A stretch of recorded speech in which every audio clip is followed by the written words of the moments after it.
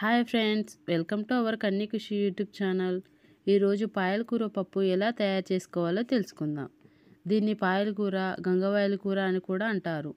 ముందుగా ఒక కప్పు కందిపప్పు తీసుకొని 2-3 సార్లు కడిగి వాటర్ పోసుకొని మెత్తగా అయ్యేలాగా ఉడికించుకోవాలి.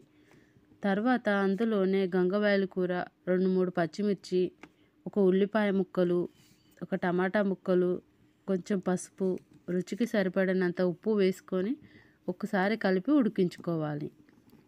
తర్వాత అందులోనే నిమ్మకాయ సైజ్ అంతా చింతపండును తీసుకొని దాన్ని నానబెట్టి రసం తీసి వేసుకోవాలి. అది బాగా మసిలిన తర్వాత అందులోనే కొత్తిమీర కూడా వేసుకొని ఉడికించుకోవాలి.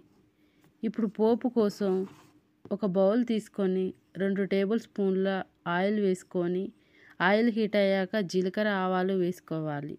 అందులోనే ఎండుమిర్చి, కచ్చాపచ్చా దంచిన వెల్లుల్లి రెబ్బలు, కరివేపాకు, ఉల్లికాడలు, పసుపు, ఇంగువ వేసుకొని ఫ్రై చేసుకోవాలి.